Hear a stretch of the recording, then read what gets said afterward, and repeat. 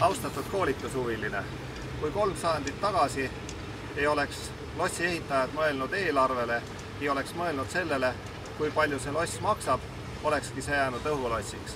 Aga täna on meil siin tore loss, Karlsruhe loss, mis on reaalsuses tänu sellele, et olid eelarved, suudeti eelarvet täita ja mõeldi sellele, kuidas ka raha jätkuks, et siin ilusti oma elu sisse seada.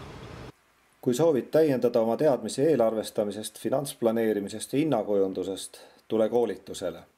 Millest koolitusel räägime?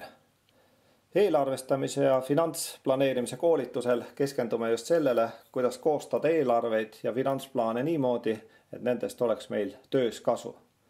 Kas alustada eelarvete koostamist ülevalt või alt, kas lähtuda baasist või nullbaasist, kas teha seda pidevalt või perioodiliselt. Samuti keskendume eelarve korraldusele, kuidas haarata kaasa meeskonda, eelarvete koostamise protsessi ja millised on need olulisemad juhtimisalased otsused, mis peaksid olema tehtud selleks, et luua eeldused edukaks eelarvete koostamiseks.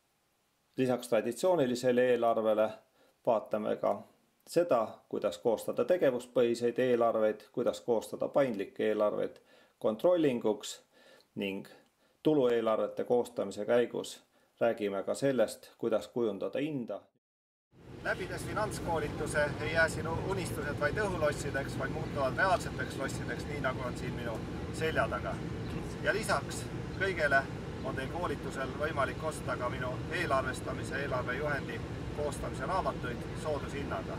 Tere tulemast ja kohtumiseni koolitusel. Muudame sinu õhulossid reaalseteks lossideks.